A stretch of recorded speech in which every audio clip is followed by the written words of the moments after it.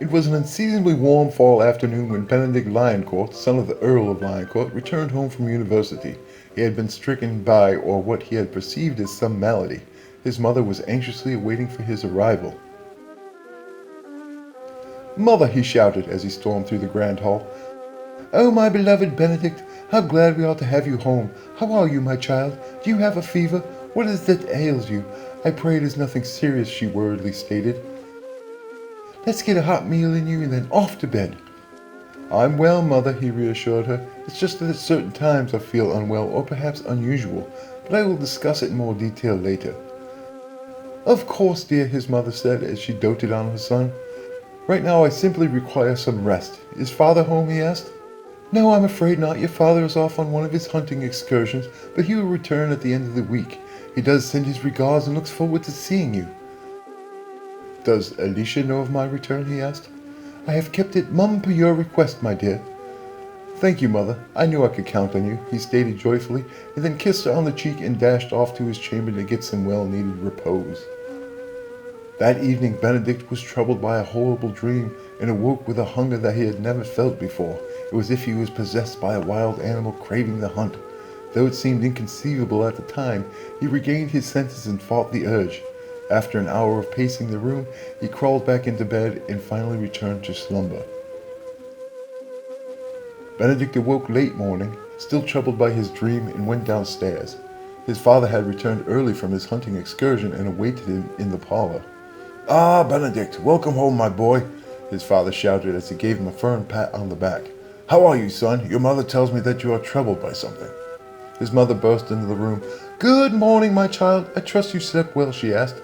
"Would you like some breakfast? I made some delicious blueberry biscuits." "Why, yes, that sounds splendid. Thank you, Mother," he replied. She then ran off to retrieve the morning offerings. "Come, sit and tell me what troubles you," his father said to him. "Yes, well, I'm not sure, to be honest with you, sir," Benedict replied. "Well, first you can stop calling me sir. I'm not your headmaster. You are certainly old enough to call me anything but sir," his father said with a chuckle. Just then his mother came in, humming with a platter of fresh, hot blueberry biscuits. "Oh my," Benedict said with a voice of enthusiasm. "They smell scrumptious," he declared. "What do you think, Father?" he asked. "Confounded boy, you know I can't smell," his father quipped. Yes, the Crimean War," Benedict exclaimed as he and his mother chuckled. "That's enough out of you two," his father said as they all laughed. "Now, Mother, would you mind giving us a few minutes alone? We have many things to discuss," his father asked politely. "Yes, dear," she replied, and went on about her business. "Now, boy, tell me what troubles you." "Well, I'm not sure where I should start, but for the past 3 months I began to have these unusual dreams, although I feel like they were more nightmares. They only last for about a week, and then things return to normal." Benedict paused for a moment. "Go on, what kind of dreams were you having?" his father asked. Now, this may seem odd, but I dreamt I was an animal hunting, and I had quite the craving for which I can only describe as for flesh. It was all very discerning, for when I awoke, I found myself outdoors as if I was sleepwalking. At first I thought it was due to stress, but it happened again for 2 more nights. I did take note that the moon was full on these evenings that these events happened. "I see. I was afraid this day would come," his father said despairingly. "By whatever do you mean, Father?" questioned Benedict. "It appears that the family curse has befallen you, and you, my son, are the poor recipient," Mr. Lycancourt solemnly stated. "I don't understand. Family curse? Whatever are you talking about? What can be cursed about our life?" "Sit down, son. Yes, it appears that we lead a charmed life, but understand that everything has a price, and our family has been paying it for generations. What is that price, you ask? Allow me to explain. Several hundred years ago, one of your ancestors had fallen on hard times. It was challenging growing season, and the crops failed. The estate was on the verge of collapse, and not only would it be an embarrassing mark on the family name, but also devastating to the local community that relied on the farm for work and food. With nowhere else to turn, your ancestor requested the services of a local woman who was said to, shall we say, have an enchantment to the darkness. In return for good fortune, once a month by the light of the pale moon, the debt would be collected by the firstborn son, one life for another that would continue through the generations, until the end of time. We must endure the family's curse, as Christ bore all men's sins. The curse has been passed on to me, and soon it will be passed on to you." Benedict was stunned. uncertain of understanding the information he had just received. "Surely you jest," Benedict asked. His father replied, "I'm afraid not, my son. On the first full moon in the 21st year of your birth, the curse will pass to you, and you will spill your first drop of blood." Am I to be sacrificed?" Benedict asked, bewildered. "Good heavens, no. It is you who must take the life. You see, when the moon rises, you shall transform into a beast. At dawn, you will return to your human form, and you will remember nothing of the events that took place that evening." "So, allow me to understand. Once a month, you turn into a beast?" "Yes." "Does Mother know?" "No, and she must never know. Just as if you decide to take on the burden, your spouse must never know."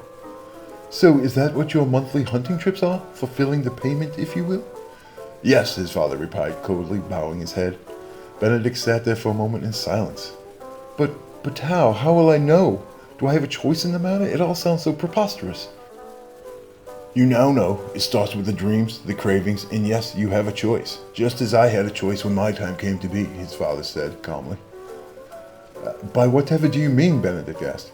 "You can choose to carry on the curse, or you can choose to end it." "What will happen if I end it?" "We shall return to living a normal life, face hardships, sickness, loss, death, just as everyone else. There will be no certainty of our future." "But isn't that what life is about?" "For most, yes," his father replied. Benedict sat motionless, deep in thought. "I choose to end it." "It is your choice, my boy. I will not love you any less. Like life itself, it must end at some point." "Then how do I make it so? How do I end the curse?" "You will know when the time comes." That evening after dinner, Benedict returned to his room to change his shoes for an evening walk, intending to perhaps clear his head with the burden laid before him earlier that day. While he found it hard to keep his composure during dinner and act as if nothing was wrong, he held it together, although it still weighed heavily upon his heart.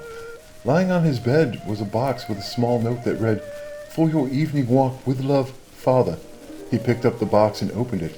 It was a monogrammed pistol complete with 6 silver bullets. He raised the gun, staring down the sight when he discovered it was preloaded.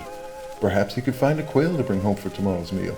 He placed it under his coat and ran downstairs with the thoughts of the day fading quickly in his mind. "Mother!" he cried out. "Where's Father?"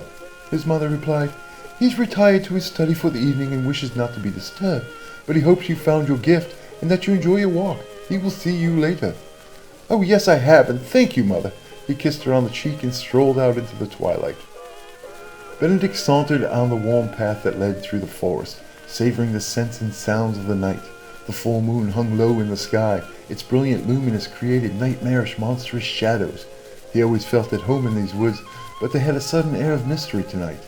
An unease suddenly overcame him, as if he were being watched. He was then startled by a rustling that seemed to follow him.